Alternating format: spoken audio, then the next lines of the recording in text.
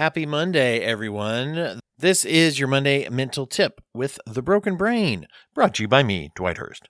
Today's tip is focused on being a parent of a child with ADHD when it comes to dealing with their education, particularly looking at younger children, elementary school age, but you can apply this to lots of different things. So, if you have a child who has ADHD or is kind of on that spectrum of ADHD symptoms, whether or not they've received a full diagnosis. There are a couple of things that kind of help, and some of them are pretty standard, but they become a little bit more important as tools for functioning. One of them is establishing a routine. One of the things that is a little bit heavier than just a routine, it's like, yeah, okay, get up at the same time, do this at the same time, yada, yada. That's what we usually think of as a routine. But in this case, we're also looking at a routine that streamlines success and sets us up to have a win in the morning. So, in other words, instead of getting up and saying, like, go grab some clothes, work with them, help them do this, or have them do it if they're of an age where they can, the night before to say, pick out what you're going to wear. Once again, this is a normal thing a lot of people do with kids, but it becomes a bit more important if we're trying to streamline the morning for success. Think about that concept, streamline. One way to do this is to have some kind of a list. A great way to do lists, by the way, if it's a routine list that is going to have the same thing recurring, is to write it up in as much detail as seems to be necessary for you and your child and laminate it. Grab a whiteboard marker and have little check marks or lines that you can draw through it when it's done. So, for example, you might have on there like, get up. Hey, I can check something off right away. So right away, I feel like I have a win when I do that. Might say something like, put on the clothes that you picked out yesterday. And then, maybe it even includes put your pajamas in this receptacle when you do that, or this drawer, or whatever it is that they do. Some kids are going to maybe not need that step, and some it will actually help to see that on the list each day. It becomes more of a routine. Then brush your teeth. Could just say brush your teeth for many kids.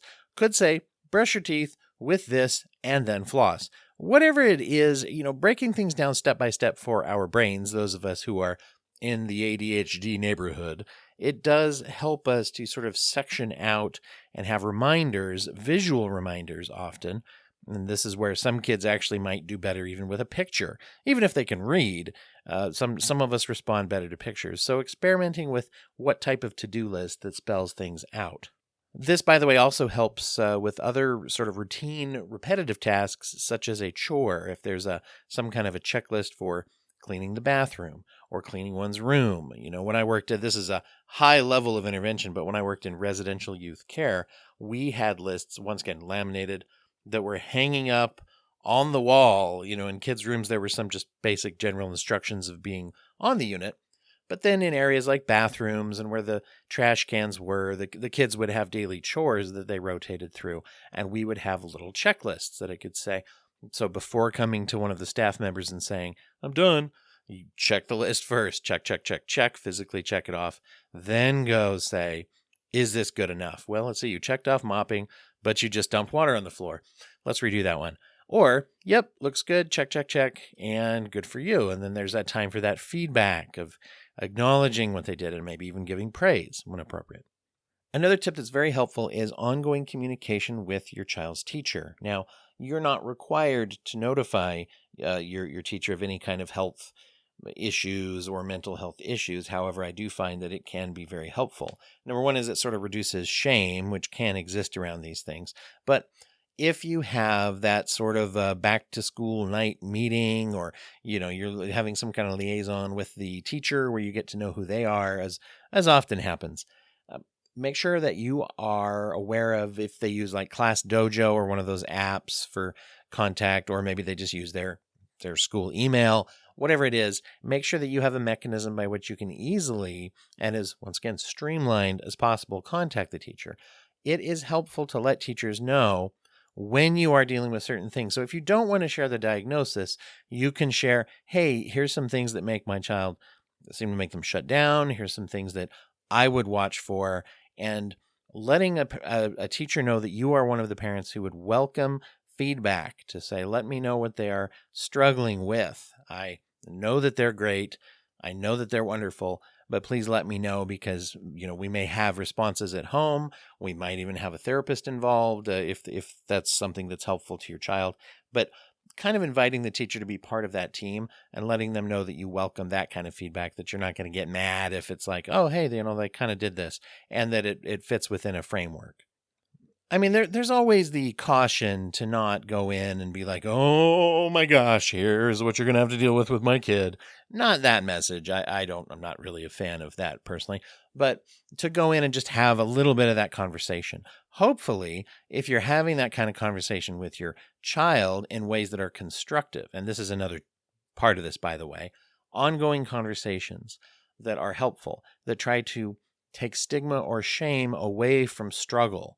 To say, oh, this is hard for you. Well, I have things that are hard for me. We all do. Let's work on this. This is a special one.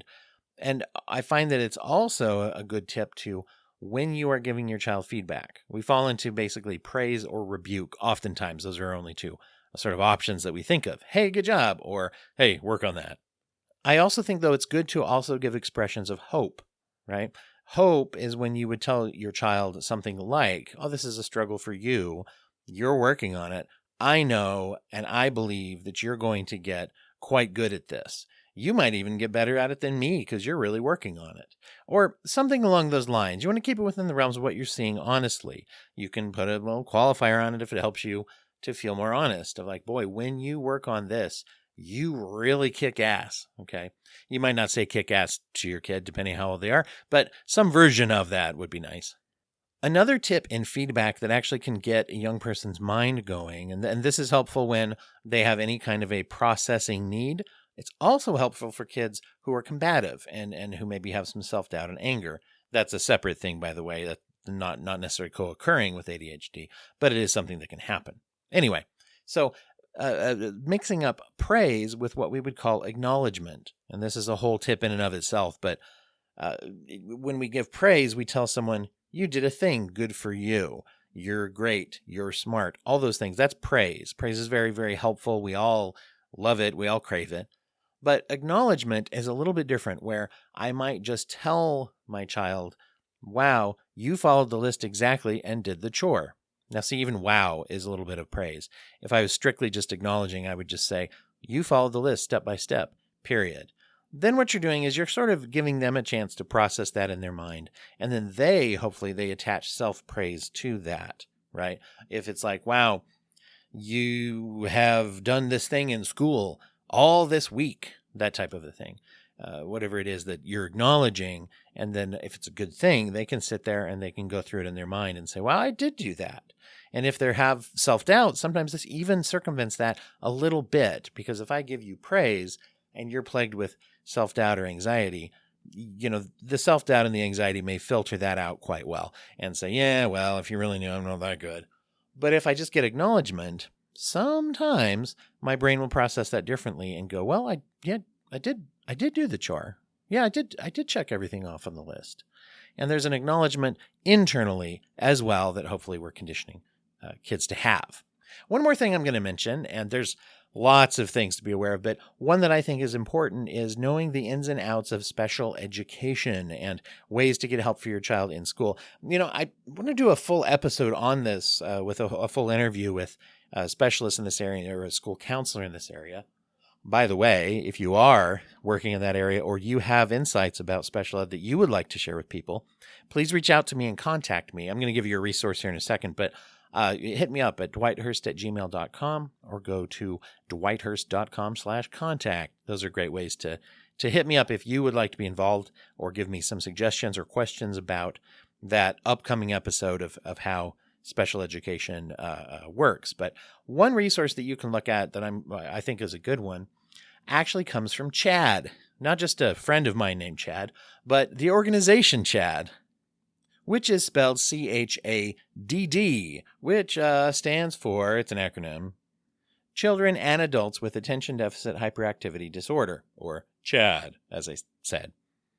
I would really suggest, if you or anyone that you love or your children have ADHD, it's a really great resource. In fact, it's a multitude of resources, PDFs, kind of worksheets. They have worksheets for children to process things and just fact sheets and stuff. But go to chadd.org. That's CHADD.org.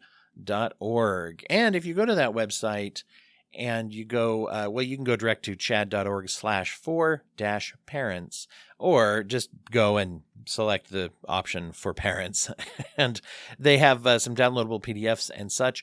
But through that, if you scroll down, they have some things that are basically there to help with understanding the special education process, which can be its own little strange sort of a beast to deal with. They even have a flow chart of how you address that. One of the major things that you run into is, in order to get special education support services, there has to be an identified educational disruption, which means that there basically has to be a problem first. That may be one of the inherent difficulties with the system, but that is typically something. Now, once something is identified, there has to be some kind of period of observation and measuring. So just understand that when there is a problem, don't just sit back and wait for someone else to say, hey, let's do this. That may happen. There may be some element of that happening, but be sure to go through that process and to start asking questions. I will say that elementary schools that I've been involved with, and really many, there's complications that come with junior high and high school when it comes to the school counselors. I've known many that are excellent. I will say that even more so in the elementary realm. You got really a lot of school counselors because they have the freedom to do like very rudimentary social skills groups and groups on making friends and things like that. And they can oftentimes help you walk through that process if you come and say, hey, there's starting to be problems. I don't want to wait until it's super bad. Can you help me out? And then maybe that evaluation can start to happen, which can help to get the ball rolling sooner. That is a very simple cursory little tip about that. So something to keep in mind if you think your child's going to need help. Look at what kind of help there is. One little caveat to that too, by the way, it's good to talk to the teacher and the school counselor, because technically if there is something that they would do for any child that needs it, then they don't need documentation and approval of special ed. There may be things they can just do. Do they have groups that help with certain things, group little classes they'll teach after lunch or something like that your child may benefit from, that really don't need an approval process, that are just there. So looking at all the resources that are there when you're working with the elementary school process. So that is your Mental Tip Monday for this week.